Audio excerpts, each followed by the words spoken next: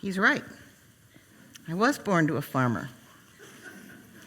Actually, that little introduction came from when I was in India. They had a nasty habit of wanting all of your PhDs listed before the crowd, before you spoke, and I got a little upset at that, and I thought, what I studied has nothing to do with what I'm here to do. Well, very little. So I wouldn't tell them who I was. I just said, I'm a farmer's daughter who likes to write. The only prophecy in the New Testament that has not been fulfilled, and I'm aware that what we have seen fulfilled so far is nothing like we'll see in the latter days. But there's only one that is unfulfilled, and that is Matthew 24:14. And this gospel of the kingdom will be preached to all the world as a witness to all nations, and then the end will come. Oh, I'm waiting for that end. We need to listen to the Holy Spirit's voice and obey those whispers he gives us, even if we don't understand why he asks us to do something or to whom. Now, we just read the story. You know it all, the story of Mary, who put nard, that beautiful spice, on Jesus' feet. She wasn't invited to that luncheon, that dinner, that party, what you would like to call it. The disciples were there and Jesus was there, and we know that Simon the leper was there. Who was Simon the leper? Well, I guess we know he was a leper.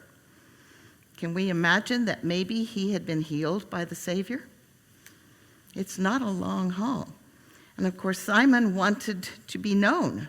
He was a powerful man before he had leprosy, and he wanted to be known as one who had Jesus to his home.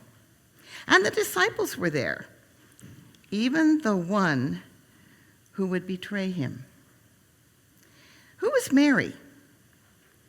Well, many writers, I guess I could say scholars, believe that it probably was Mary Magdalene. Jesus had saved her from men who had actually put her in the position she was, on the ground at Jesus' feet, when they accused her of her crime. They were the ones responsible for her guilt. And when he wrote the sins of these men in the ground, he wrote it in the sand. And we know fully well that that disappears forever once feet have trampled it. Mary loved Jesus. She couldn't think of enough ways to thank him, to love him, to serve him. They asked, and they said, why? Why are you wasting this beautiful, beautiful fragrance? You could have gotten a year's wages from it. And they're saying it to her as well as to Jesus. Do you think she didn't know how much she paid for it? And she couldn't have been poor to spend a year's wages. I don't know how much you earn, but that's plenty of money in my book. And Jesus, without even looking at his disciples or the other guests, looked at Mary, whose tears were also falling on Jesus' feet, and said, and I quote, "You didn't wash my feet when I came here." Now, if you know a little bit about Jewish history, it was dusty, like here. And you had to wash your feet before you entered any home or any building. In fact, when I was in Jerusalem for one very busy day several years ago, we saw little foot baths around the corners of the city. They were built into the walls and filled with water, and you could put your feet into it and wash the dirt off before you entered the buildings. It was the obligation of the host to arrange for your feet to be washed before you entered the home. But Simon the leper, who owed Jesus his very life, didn't afford him this one small courtesy. And he says, "You didn't wash my feet when I came in, but she washes my feet with her tears. Leave her alone, for she has done what she could to prepare for my death." Jesus had tried to tell his disciples for months and maybe years that he would soon die. But they weren't willing to listen because they wanted him to be the conqueror of the Romans so they could be free and Jesus would be king on earth. They wouldn't listen when he said, no, that's not going to happen. And Jesus just paid attention to Mary. You know, many followers of Jesus have become champions for God. I think if we sat here long enough, we could think of 150 or 200 names, even those who are not named in the Bible, who have been powerful soul winners for Jesus. Martin Luther, all of the martyrs during the Reformation period. There have been people who have been burned at the stake gladly for Jesus.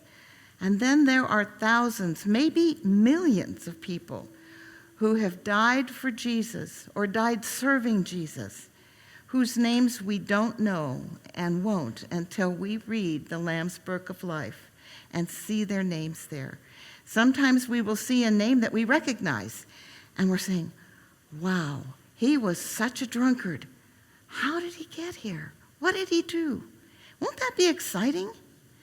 The sad part will be that some that we expect to see there, their names written there, we won't see. They attended church every week, every Sabbath. They sang in the choir, if there was a choir. And they gave their tithes and offerings, which, if I may add, I can't tell you how much of a blessing giving our tithe, even if it's only $1 to God, will make in your life. If you haven't tried the tithing system, don't get me started. God saved my life because I tithed faithfully even when I wasn't going to church as a college student. And I can't tell you the many times that he blessed me so deeply that I could only fall on my face and worship him. Try it if you don't believe me. I guarantee you it's a wonderful thing to do. Let's look at another Bible text. It's just before this story in Mark, chapter 12, verses 41 to 44, and you all know it. Jesus stood in the temple one day, standing quietly, not talking to his disciples, but watching people. Have you ever watched people to see how they do things? Whether they're shopping or how they're worshiping in church or how they do just about anything. How they help their neighbors and their friends.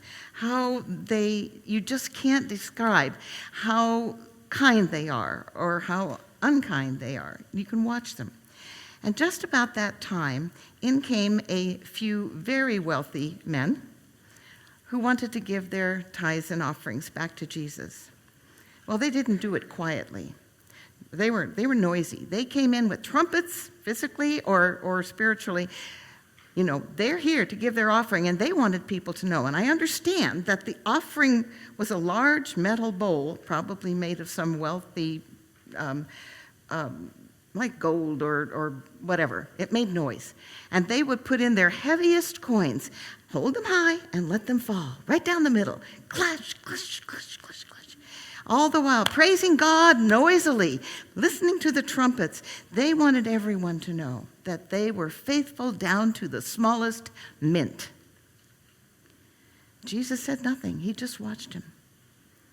And then a woman came in the door, and I can imagine she looked very long left and right to make sure nobody saw her. Have you ever felt that way?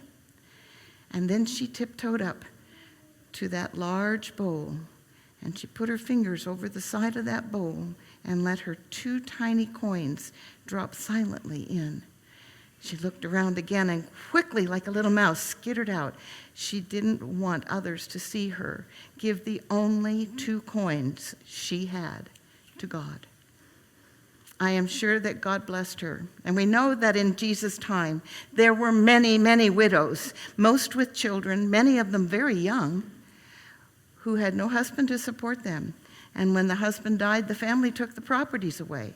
And so they very often had to go into not the best kind of work in order to earn a living and feed their children. We need to be very careful how we look at poor people. They're not always poor because they don't want to work. They're not always poor because they haven't had an education. We don't know why they are where they are. I have another favorite story. It's in Matthew. It's Matthew 9, verses 20 to 22. Another woman, because it seemed that Jesus spoke of women often during his time, whereas the Bible mostly told stories of men. Have you ever noticed? Praise God for women's lib, right? Another woman had suffered for 12 years with a bleeding problem. She had not been able to cure it. The doctors didn't know what to do. She had spent all her money, her husband's money, just to be healed. In the eyes of the Jews, she would be dirty, unclean for the rest of her life. Then she heard about Jesus. She heard how he had healed some lepers. Well, she felt a bit like a leper, I'm sure. Always, always unclean. She heard he was coming to their town. And she thought, do I dare? Can I possibly touch him, see him, ask him to heal me? She hurried to the road on which Jesus would walk, but to her utter dismay, it was crowded with people everywhere. The whole town was there as Jesus walked through, and she couldn't get to him. Not for 1 second should she call his name and ask, Jesus, help me, save me, heal me. She watched in fear and trembling as Jesus passed by, too far from her to reach him. And then with one desperate last chance movement, she thrust herself toward him and managed to touch just the edge of his garment. Others may have noticed that she might have been unclean and wanted away from her, but Jesus stopped. He had felt that power go out of him, and he turned and looked at her. He knew what she needed. He knew what her problem was. And he said, you are healed. You are healed. How does it sound? The cancer is gone. How do you feel? Praise the Lord, and you will never stop praising the Lord. I'm sure she became a follower, a lifetime follower of Jesus. Every time she thought of what he had done for her, made her clean so she could continue to be a part of the community. He had done so much in one few words, one tiny touch. There's another girl I like to talk about, especially. Where are our young people? Are they here? Do you remember the story of the little maid? Naaman had a little maid. We don't even know her name. Should we call her Sarah? It could be. She had been taken from her parents during a war battle and sent to Syria to work for the wife of Naaman. Now, there's just enough stubbornness in my thinking and my personality that I would have said, I have to be here and work for these unclean people. I have to work here, and why do I have to do these things? They took me from my mom and dad. I don't even know how far away my home is. She didn't do that. God impressed on her, be kind. You know what you believe. You are a Jewish girl, and you know you have a God. She worked for them. She did what they told her to do. She did it kindly, and she probably actually did a few extra things that she didn't have to do. And then one day, she learned that Naaman had cancer. He had leprosy. It was not a large spot at that point, but he knew, and everyone knew. Leprosy meant, get out. We don't want you around here. We don't want that disease to touch us. A little like COVID, don't you think? In a lot of ways. But she went to him, and she spoke to him, and told him, if you will go to my land, to the prophet who lives there, he will heal you. Now, if she had been a nasty worker who had taken things to eat when she shouldn't, and who had neglected to get the dirt out of the corners in their bathroom or their bedroom or the kitchen, do you think he would have believed her? I don't think so. I mean, it was kind of ridiculous, wasn't it? Israel was their enemy. But this man believed this child, girl child. She didn't count for much, did she, in their culture? And he went to Israel, and he found the prophet. Well, the prophet didn't spend as much time as the little girl did speaking about her God. But he told him, go wash 7 times in the Jordan. Now, what do you know about the Jordan River? It was dirty. I can't imagine somebody wanting to be baptized there just because Jesus was. It's probably not very sanitary today either. One of his very wise soldiers said, look, it's such a little thing. You can do this. But he was stubborn. He said, there's a much more beautiful river in Syria. I'll go there. And the soldier said, but this prophet of God said the Jordan River. What can it hurt to do this small thing? And so he obeyed. He washed 7 times. I'm sure the last time he washed extra long because nothing had happened yet. But when he came out of the water, he looked, I'm clean, I'm clean. I believe this God. And he went home and he said, from now on, my household, even though I will be forced to go and enter the area of the gods, I will worship the God of the Israelites. I will worship heaven. And he did, because this little girl was a good witness as well as a servant. All of these were women. They were all considered the least of these. And I guess we might have too. You know, the poor, the sick, and the child who's taken from home. But the Bible said, give us strength, give us faith. We can do what he wants us to do. God knows, and he has written our names in his book of life. Let's meet some people from around the world who are alive today and who have shared their stories. Now, I had to be kind of picky here because I figured it out one day that I think I'd written like 6,000 stories. And these are not some of the most dramatic stories, but they're stories of ordinary people. Stories I think I can learn a lesson from. Maybe you can too. Let me take you to northeast India. It's a mountainous region. Karnak was a partially literate man. He was a barber in the mountainside, and that meant that he would go each day to a different village or town near where he lived. He would walk. Of course, he didn't have a motorcycle or anything or a bike. He would walk, and he would give haircuts. One day he learned of a village that he hadn't been to before, and there was no barber there. So he thought, I'll go. And he packed up his barber kit, his scissors, and he had a large red blanket that he took along, and he opened it up on the ground, laid it out, and stood there with his scissors and his barber gear until the first person came for a haircut. They didn't have barbershops. They didn't have signs to put out. But soon somebody came, and then another, and then another. And one man who came was named Simon. And I don't know how he got that name because it's not a common name in India. And he sat down, cross-legged on the ground. And after Karnak began cutting his hair, this man said, do you still worship the spirits? That was an odd question, Karnak said. But he said, yes, I do. Who else is there to worship? We have only the spirits. And then quietly, Simon began telling him about a man named Jesus. He told him how he lived many years ago, but that he was still alive today in heaven, that he heard their prayers and that he could heal them. And best of all, this God loved them back. He said, you can worship these spirits for the rest of your life, and they will not love you back. Karnak stopped his barbering, and he thought about that for a minute.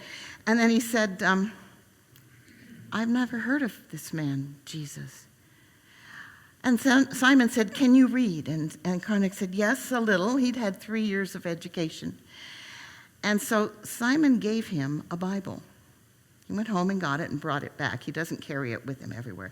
He said, if you will read this, you will learn about Jesus. And he had marked some places to read. And Karnak took it home, and he tried to read it, but boy, it was hard. You know, some of those places in Numbers and Deuteronomy and such, they're pretty bad to start on the Old Testament, other than Genesis. But he read, and what he read, he understood a bit of. So next time he came to the village, he put out his barber's cloth and started barbering, hoping that Simon would come by. And he did. He didn't need a haircut. It was only a week later. But he wanted to talk to Simon.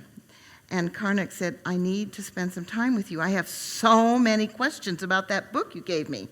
So after he was done with his work, Simon took him home, and they spent hours talking about various questions. But there were times that Simon didn't know the answer either. And so he said, I'll bring you a man who does know. He is a global mission pioneer. Now, you all know what those are, right? Are you supporting them? These are people who go to their own culture in places where Jesus has never been heard of before and lead people to him. Anyway, this young man who was their pastor came along and answered many of the questions, and they began studying. They often studied in Karnak's house, but his wife would have nothing to do with this new religion. She was not going to take off her jewelry. She did not want to stop worshiping the gods that she worshiped. So she just wouldn't listen. She went off and did her own thing. Then one day, Parvati, his wife, sent for him in the village where he had gone to work that day, desperately saying, our son is dying. Our son is dying. He's sick and he's lost consciousness. I've called my shaman and he can't do anything. You must come home and you must help him. So Karnak came home and saw his boy lying on his bed, very, very pale. His eyes were closed, his lips were dry, and he wasn't moving. They could feel his breath, and that was the only thing that told them he was still alive. Instantly, Karnak dived out the side door and went all the way to the village where Simon lived. And Simon got the Global Mission Pioneer, and they hurried back and came into the house. And by that time, the Global Mission Pioneer had heard the story of what was wrong. And he stopped, and before he ever saw the boy, he said, I cannot pray for this child until you have told me that you believe that God can heal this child. If you don't believe, my prayers will not go anywhere. And she said, if he is awakened from this coma, I will believe. I will believe.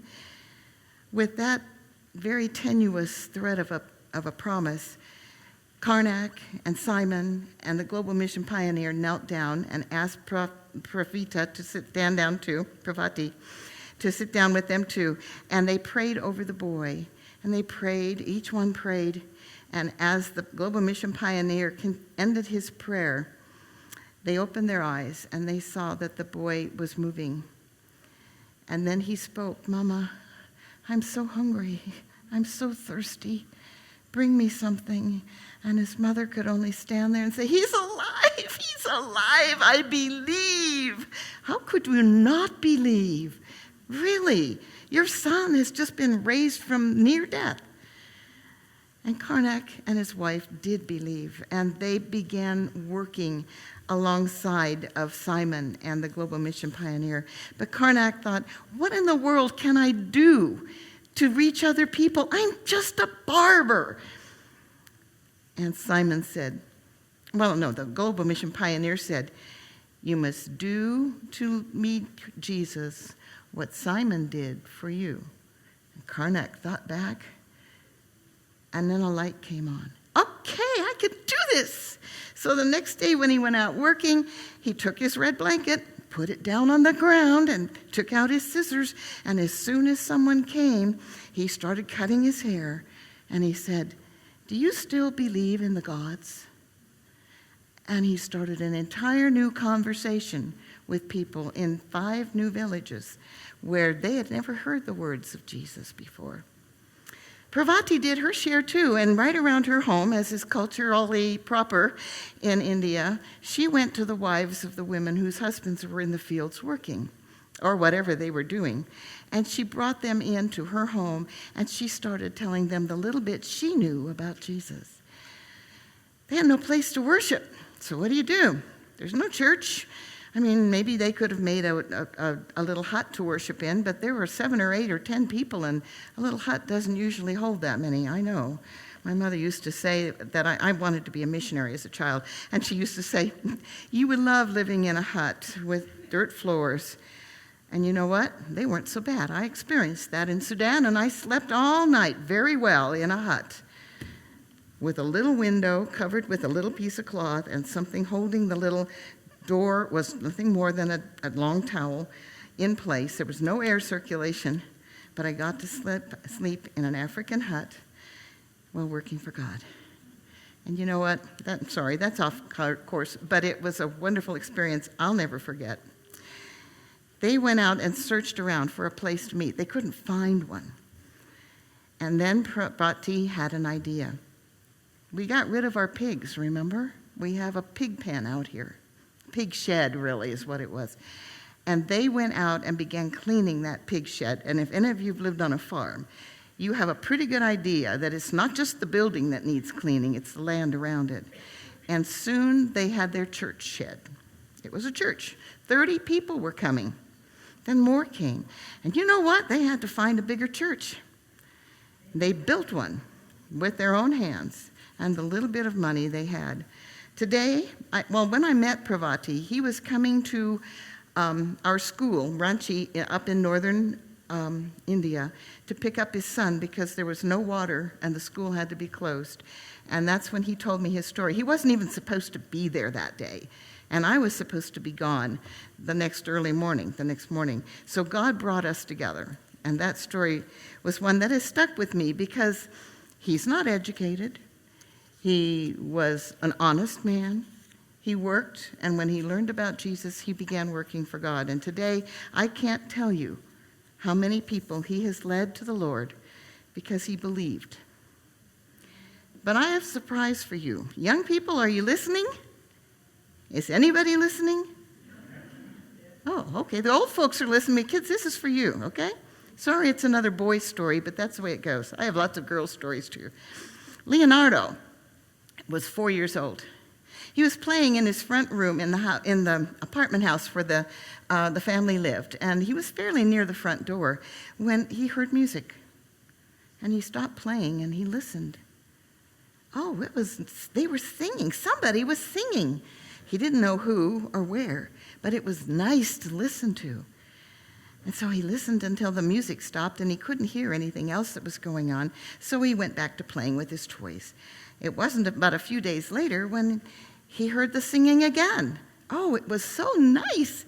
And so he snuck over by his door, and he opened it about that far so he could hear the music. Oh, wow. That's really pretty. And then he could hear somebody speaking. They were telling a story, but he didn't understand it. But he wanted to know. And a few weeks later, after this sneaking, his mom got after him for it, by the way. She did not want him bothering the neighbors. In fact, she didn't want him listening out the door. She was afraid it might not be something he should get into. But the next week, the people had left their door open. Maybe they were expecting some more people to come. So Leonardo, 4 or maybe 5 at this point, sneaked out of his apartment and sat down right by the open door. Oh, now he could hear the words to the music, and it sounded so happy. He loved it. It was great. And then he heard the man tell a story. It was a mission story. Yay for mission stories. And the people talked about Jesus, and he had not heard about Jesus. He didn't know who he was. But he ran home as soon as the meeting was over because he didn't want anyone to catch him. And he snuck back in house and closed the door. And then he said, Mama, I want to go to the meeting that they're holding across the hall. And she said, why? Well, Mama, they're talking about someone named Jesus, and they sing such beautiful music. I want to go. Well, somebody had seen him sneak into the back door of the house. And they knocked on his door the next week and said, would you like to come back? You don't have to sit on the floor in the back. You can come and sit down with the rest of us. So he did. Oh, the stories they told about Jesus, he loved them. I would too if I didn't know them. In time, Mother let him go to the meetings because she was tired of fighting him.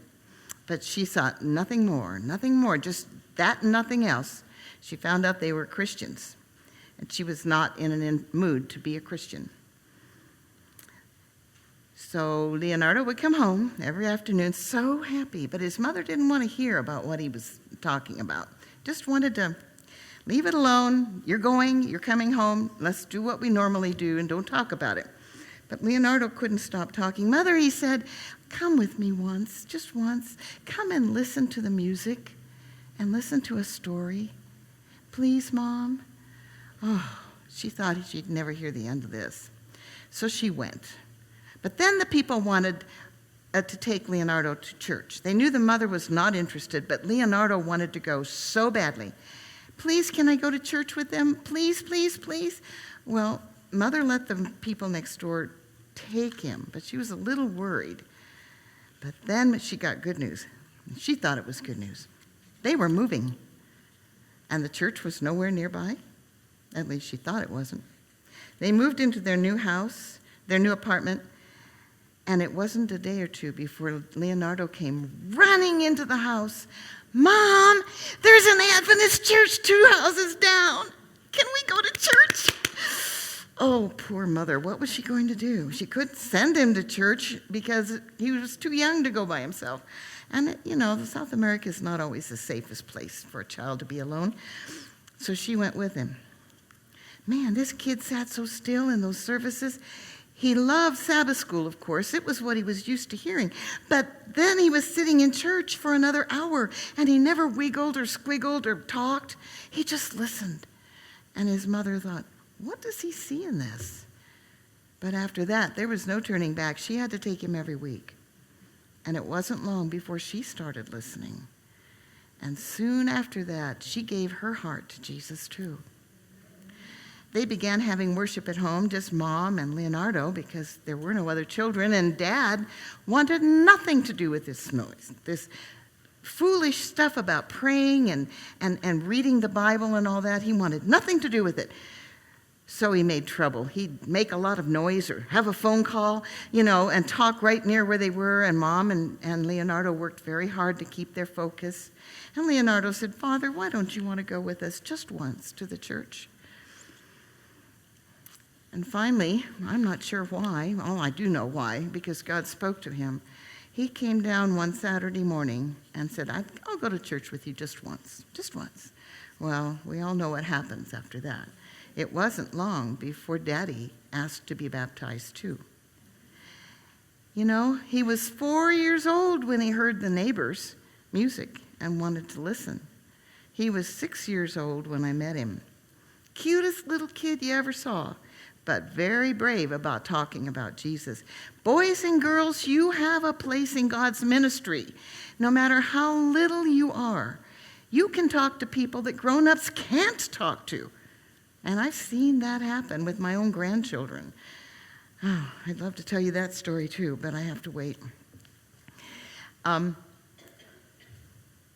During my visit to Leonardo, he said, I have a friend who's coming to church with me now. And I'm so excited because maybe he'll become a Christian and love Jesus too. Leonardo brought himself and 2 others to Jesus, right? He brought 3 people to God. How many people have I brought to God? Have you brought to God? Sometimes you may not even know that somebody's watching you, listening to you, hearing you help others when they need help. Whatever you're doing, I bet every one of you has somebody you take the trash out for, or you drive them to church, or you do one of 1,000 things you can do for a certain neighbor who's not the least bit interested in God. But they're watching you, and they know. I have a neighbor. I didn't think she was paying any attention to me until she walked across the street one day with a big mug of what looked like lemonade, but apparently it was something called a margarita. It was a drink. And she looked at me, and I said, oh, are you going over to Sharon's house tonight? And she said, yeah, sorry about the drink. And she said, but it's our tradition. We we like to have a drink in the evening. I said, that's your business, and I said, have a good night. And she's been watching, and I've watched her watch, and I've noticed things. So, when her husband recently died, it was a really good time to pour love on her, and we did. But we're trying in many other ways, too. Taking care of her aging dog, taking him for walks when she just can't get up that early, and the dog can't wait that long to go to the bathroom. God has 1,000 ways that we can use to soften a heart.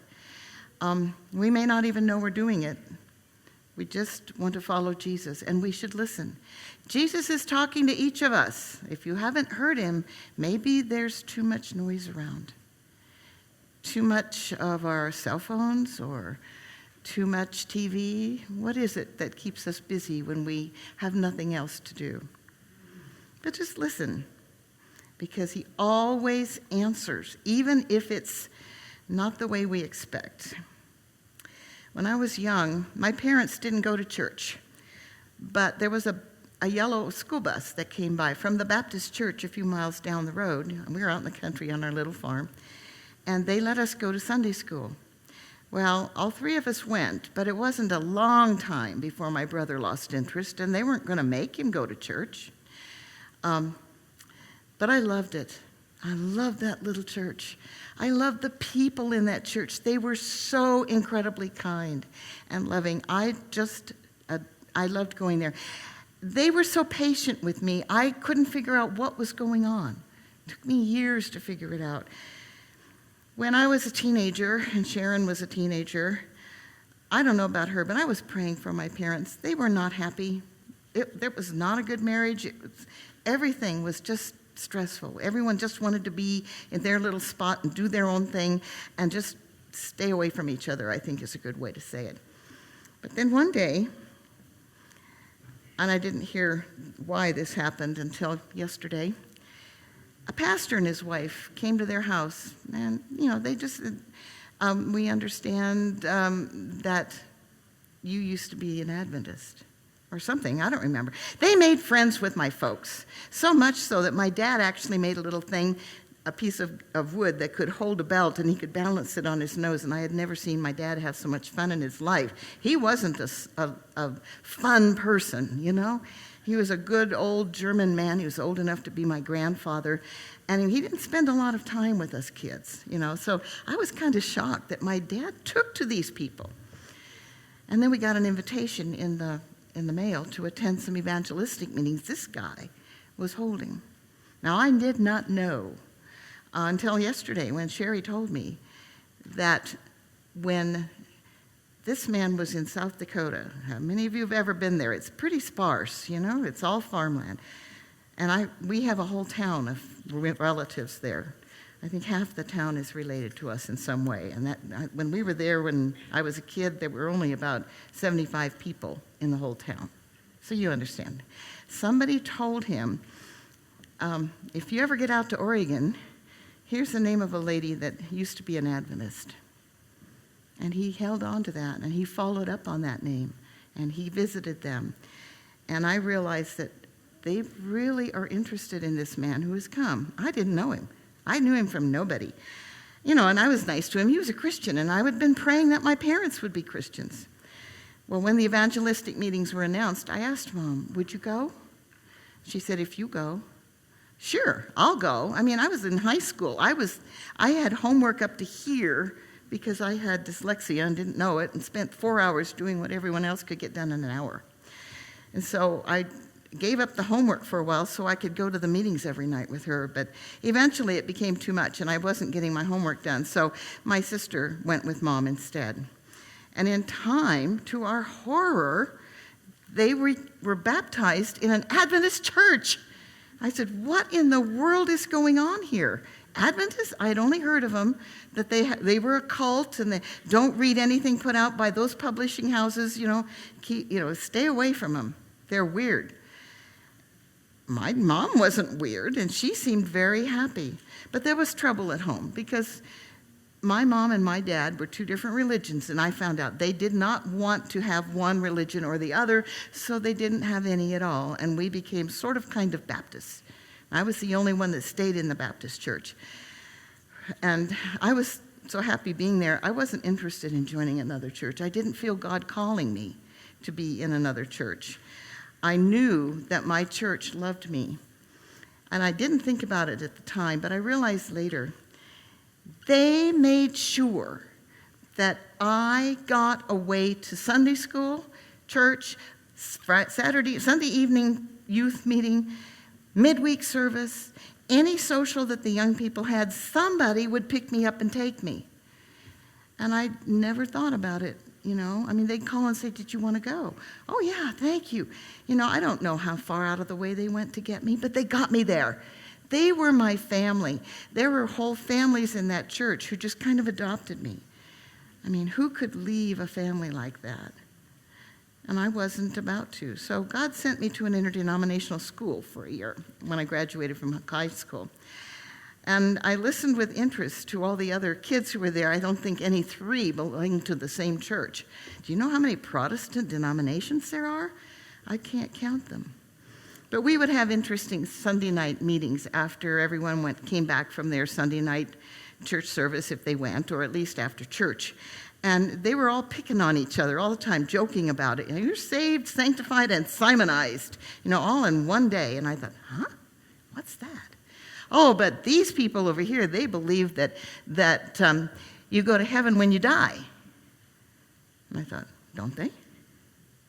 I hadn't thought about that, and I didn't know where to find the answer, because I never went to my mother's church unless there was something big going on and she wanted me to go. I would go. But it set in my heart a feeling that none of these churches were the church that God wanted me in. And if I'm going to go to church, I want to go to the one that teaches all of God's truths. And God said, now I've got her where I want her. And a guy came to my house one day. He had known my folks. I had never met him, but he was their friend. And he came in, and he asked me if I'd go out to dinner with him and talk to him. And I was a little hesitant. I didn't know him. I checked with my mom, and she said, "Oh, he's a really nice guy." So I went out. He was older than I was, 10 years or so, I don't know. But I thought, a free meal for college kids? Sure, great. And afterwards, we were talking one evening, and he asked me for my Bible, and I gave it to him. And said, I want to read you a text here. It's found in Hebrews 4:8. Did I write it down? I got so off my sermon. Anyway, it talked about the Sabbath, and it didn't quite make sense to me, because I thought, what if God? No, it's not 4:8. It must be 8:4. Sorry about that, folks. I'm not perfect at this yet. Anyway, he read the verse, if Joseph can set a day of rest, it's for us too, and all the Jews should and all of us as Jews should rest on the Sabbath day. And I'm going, that's what the Adventists teach. And I kind of cringed. I said, Lord, what have I put myself in here?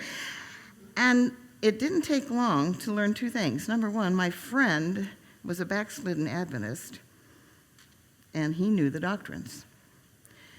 And I began to think, oh dear, what have I gotten into? And then I decided, he was gone for a month or two selling his merchandise somewhere else, and I finally felt the need to call the local church, not the big one in Eugene at the University of Oregon where I attended, the little one in Springfield. Let's put some distance here. And I called and said, is there somebody who can take me to church? And it was in the fall, so they assumed I was a new student, and I had, so I went. They brought me home to church, stayed for the potluck, took me home. It was fun, and I enjoyed it. It's a lot to get used to go to church on Saturday instead of Sunday, but I did it. And it wasn't that long before they asked me to teach the high school class. And I did. I had taught the high schoolers in other churches when I was up in Portland at the little school I'd gone to, so I thought I could do this. So I did. Well, somebody must have been listening and caught on that I didn't know all my doctrines. So they asked me if I was a baptized Adventist. I said, baptized? Yes. Adventist? No. And so they hurried me through Bible studies. We'll give you a sabbatical on teaching until we can get you baptized. And I thought, I didn't know I needed to be baptized because, after all, I'd been a Baptist, and Baptists are baptized the right way. But I went along with it. And, it was in a time when the church was real, not liberal. They were legalists. I don't know how many of you are old enough to remember that time. I was still in my, early 20s. And everything was legalistic, and I hated it. I hated it. But I knew I had to be there. And I thought, oh, my word, this is, I had women coming up after my baptism that day and saying, we're so glad you've come to the Lord and learned the truth, but I'm sorry you waited so long because all the single men are called for. They're all taken up. And I thought, huh? What did I say about men? I hadn't said a thing. They didn't know if I had a boyfriend. They wanted to make sure that the one who was single stayed single until their daughter was ready to fall in love. But I thought, this has got to be where I am. I'm going to stay until God says, go somewhere else. And I got used to saying Sabbath school instead of Sunday school. Hard. I graduated from high school college the next year, sorry, they run together, with a degree in journalism. And one day while I was in the church, we had a church meeting I think it was a Sunday evening, and a guy that, I don't think anyone knows him, his name was Dan Matthews. He was actually from this area. Anybody know that name? He also was on It Is Written or one of those programs. Anyway, he was a speaker. And I don't know how in the world he saw me in the back somewhere, just sitting there listening to what he had to say. And he asked if I had a ride home. And I said, no, but I can find one. Somebody will take me. He said, may I take you home? Well, this was a little before the day when that could mean you're going to end up in the ditch somewhere. So I said, well, yeah, sure. You're the speaker. You've got to be halfway decent. So he asked me, what is your major in college? And I said, journalism. He said, what do you want to do with it? And I said, write, edit. I couldn't read fast because of my dyslexia, but I could sure write fast. And I loved writing. It's hard work. I wrote this sermon over 4 or 5 times. Actually, I finished it at 9:30 this morning. So at any rate, yeah, I do that a lot. Sometimes I stay up all night, but this time I didn't dare. But he took me home, took my name and address and phone number, although he knew I probably wouldn't be there much longer. I was near graduation. And I never saw him again. I forgot about it. I was looking for work now. I had graduated. I moved home. I had found a couple possible jobs. And I figured you have to start at the bottom. And my mother had me cleaning someone's house for $10 a day, I think is what I got paid. It was an enormous amount of money. But then one day, I came home from work, and I got a phone call. And the guy introduced himself as Roland Hagstead. Okay. I know who Roland Hagstead was. Would you? Maybe, but I didn't. And he says, I'm the editor of Liberty Magazine for the Adventist Church, and I understand that you've just finished college, and you have a degree in journalism. And I said, yeah. I'm thinking, this is weird. This guy's in Washington, D.C., and he knows about me? This is scary. And he said, I'm going to be out in Oregon next week. I'm going to be visiting my mother in Shaw. Does anyone know where Shaw is? I learned.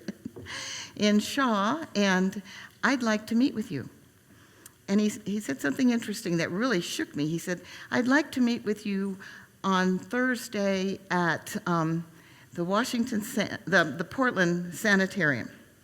What is it now? Portland Adventist Hospital or something. And I thought, that's really weird, because I had just made an appointment the day before to have an interview with the public relations department of this hospital. Great job, I thought. Close to home. I can go back home if I want to. I can stay away from home if I want to. It's a simple job, a good way to start, right?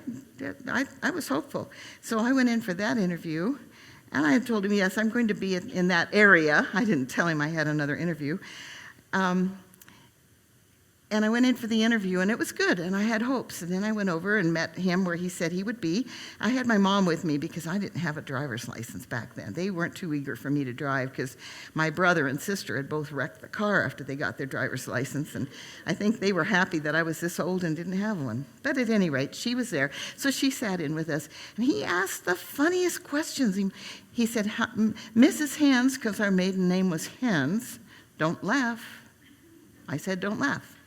Anyway, he said, "When was the last time you spanked her?" And I cringed, because my mother and dad were German, and they believed in corporal punishment. Oh, she says, "It's been so long ago, I don't remember." And I'm going, whew. Anyway, he showed me a copy of Liberty. In fact, I knew what Liberty looked like. I still didn't know what it meant, because the night I got that phone call from him, I called my mother's pastor. I was too new to have him be my pastor. He was a joking guy that everyone loved. And I said, "I have a question for you." And he said, "Okay, go ahead, shoot. What is it?" And I said, "Who is Roland Hagstead, and what is Liberty Magazine?" And he started laughing. He said, "Bring your mom over. Let's talk." And so we went over there, and I found out what Liberty looked like, and I wasn't terribly impressed by the magazine to look at it. I didn't know what religious liberty was exactly. I had a fair idea, but I wasn't sure. And he said, "You couldn't get a better job in the church than that." So when I went to the meeting, I knew a little about him that he hadn't told me. And we sat for lunch, and we ate, and he said, "I'll let you know. I'll call you and let you know one way or the other in a week or so." I said, "Okay, that's soon." And I left. In fact, as soon as the guy from the hospital learned that I was going to talk to a guy named Roland Hagstead, he said, "Oh, well, you shouldn't have bothered with our interview." And I said, "Why? I didn't want to give up this chance for a job 50 miles from home. It's just far enough that the parents won't come every week, Or I can't go home every week, especially since I didn't drive." At any rate, he called me on a Thursday. I didn't know then, but that was the day that the General Conference Committee met. And apparently they had voted in to let this brand new Adventist come to the General Conference, who didn't even know what that meant, and work on Liberty Magazine. I said, "Okay, but when do you want me? Like next month or 3 months, or when do you want me?" He said, "How about Monday?" He says, "I'll send you a ticket. Just pack your bag and be at the airport at the right time." So I did. Packed 2 suitcases, in fact. I didn't know what I was going to need back there. I went out and bought a couple pair of shoes. I'd never had anything but black or white shoes before. I bought blue and brown, and they both had funny little bows on the front, that were almost invisible. Found out later we weren't supposed to wear bows or sleeveless clothes at the General Conference. Horrid. I thought I couldn't even wear the shoes I bought. Anyway, I got back there, and the next day I went to work. They took me to a home where I would stay for a week until I found some place to live. Now, how many people can find an apartment in a strange area in a week? But God provided. And one man's secretary introduced me to her, and she was going to move, and so they said, "Okay, both of you can live together until you can find something." It worked fine. I mean, I hadn't looked at all for a place in that week. I was trying to find my way home at night, walking. Anyway, I learned fast that I didn't learn anything about the General Conference or the church in the year or so I'd been a member. I didn't know what a union or a division was. What's the difference? You divide one thing and you union something. What's a General Conference? Who was that man who said hi to me in the hall over there? And the woman who was guiding me around looked at me like I had been born in a pig pen somewhere. He said, "That is the General Conference president." And she gave me his name, Pearson. He knew my name. I didn't know his. I was so naive. Well, Elder and Mrs. Hagstead took me under his wing. Mostly his wife took me under his wing. She made a point to come back once or twice a week and talk to me. Just encourage me. "Don't worry if you have to retype a letter. Don't bother." She said, "Just keep working. You're doing a good job. My husband doesn't always say thank you, but he means it, And I stayed. I survived 5 years. And then I got married and had a baby, and I quit for a while. Had 3 babies. and went back to work. And I wasn't sure what I was going to do. I asked for anything that was available, and they gave me a job doing Xeroxing for E.G. White. They said, we can't trust temporary people doing this. We need to be sure it's done carefully. So I did it, and a few weeks later, I was offered another job. And while I was working one day and my boss was out of the office for a long trip, I got a call from Sabbath school, and they asked me, have you heard from personnel lately? And I said, no, why? Well, there's a call in to ask you to be the assistant editor of the Bible study guides. Oh, really? I can do that. You know, I didn't even know what they were. And I said, that's fine. And they fought over it because they didn't think that I, having had no Adventist education, could be the assistant editor. They wanted me to be an assistant. And my boss said, look, it's assistant editor or nothing. So I was the assistant editor doing the same thing I always did. You know, I knew how to do that. And then 7 years later, I got a little tired of it. You know, you can only do so much proofreading and committee sitting and all these other things, although I thought the job was great, you know. And my boss came to me one evening and he said, I met with Israel Leto. That was our division, our offices. There were 5 different offices in church ministries. And he had come by to visit my boss and hadn't even said, hi, is he in? And he just walked in. And I thought, that's odd. And they talked a long time, and then he left without saying goodbye. And my boss felt very guilty about not telling me what had happened. And he said, they want you to be the new mission editor. I said, mission editor? Like I won't name the previous one because she had just resigned for personal reasons. Yes, and we'd like you to consider the job. Well, there was a lot going on that you had to do they had to have other interviews. They couldn't just ask somebody to do it. And I knew somebody didn't want me who was on the committee, so I made sure she never knew who wrote the stuff that, you know, we all had to edit something, and I made sure I printed it out just right. It took me hours to print it, but 5 minutes to edit it. Anyway, I got the job almost 30 years ago now. I can't believe it's been that long. 20 years ago, and I didn't even have a passport. I didn't even have a passport. I had never been overseas. I think we'd been to Canada once. That doesn't count. And I had to get a passport right away because I would be traveling as soon as I finished Mission Institute, which was awesome too. But I had no idea in the world what God had in plan for me. The things we did together, the things well, have you ever ridden in a Jeep with an AK-47 on the mantle between the 2 seats and it's pointed toward you? Well, my colleague in the back seat, this was in Russia, my colleague in the back seat just said, just don't touch it. Yes, sir. We had lots of interesting experiences. We had some scary experiences and some dangerous experiences, but God was always with me. There were times when we go to a place like Africa where the men who ran the show there did not understand why in the world do you want children's stories? They don't give the mission offering. I said, oh, but they do. I said, all over Europe and America, it's the children who bring the Sabbath school offering, the mission offering. And it was like fighting. And if they wouldn't help me get stories, I would say, excuse me, I'm not preaching today. I'm going to go to be with the children. Oh, really? Is it that important? I said, yeah, I'll be in big trouble if I go home with no children's stories. Okay, so we went down there and told them a story and then said, do any of you have stories? And that's how I got most of my children's stories. They're amazing. Life has been amazing. Now, one thing that I feel a little sad about is, although I know I'll meet many people in heaven that I have met on this earth, my mom never knew that I had that job. She would have been sinfully proud. But I took the job on mission. I traveled, and now I expect to see her again in heaven. And I can imagine the look on her face when all these people come running up and wanting hugs. I'm a hugger, and loving. And my mother is saying, who are all these people? And I'd say, oh, Mom, you have a lot to hear. You know, I can't wait to tell her some mission stories that I've heard. My point today is this. We are all missionaries.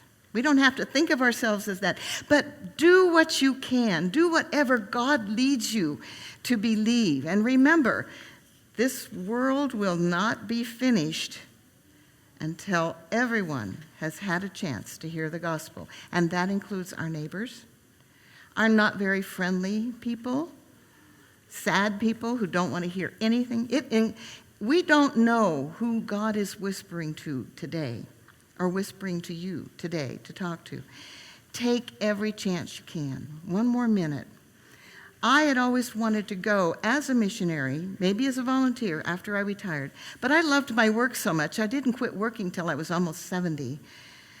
And I wouldn't be able to go because I had problems with my back and other issues that 70-year-olds have. But God sent another mission to us. 5 years ago, our church adopted 4 families. 3 of them were from Syria and 1 was from the Congo. They were the only Adventists among them. The Congolese were Adventists, and they wanted to come to our church rather than the teeny tiny church in the town where they were living.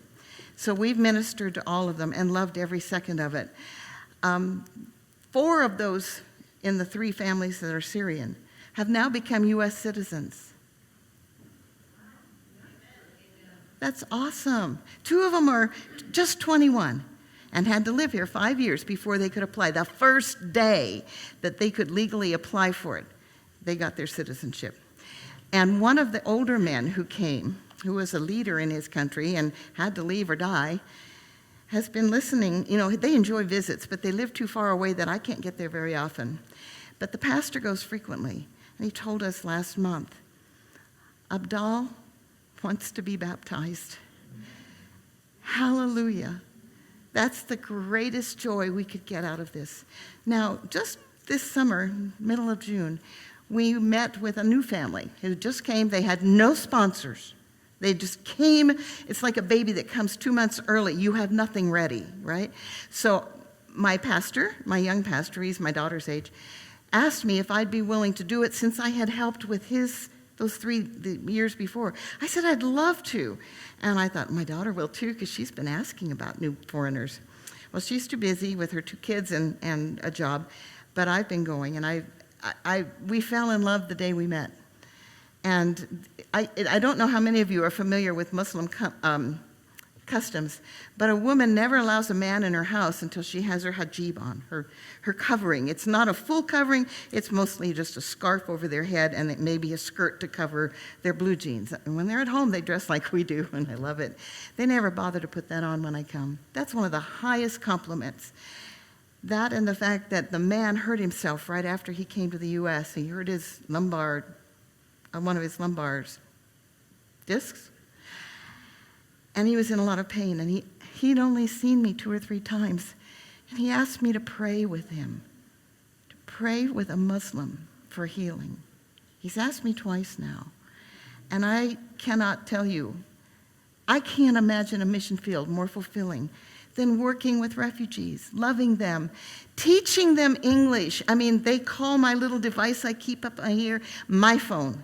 It's my phone to all of them. Not my phone, just my phone. And we told them, no, this is your phone, this is my phone. And, now they know the difference, but it's still my phone. This is the first time I've been gone since I met them. And it's been hard being gone 2 weeks, and I've got another week to go.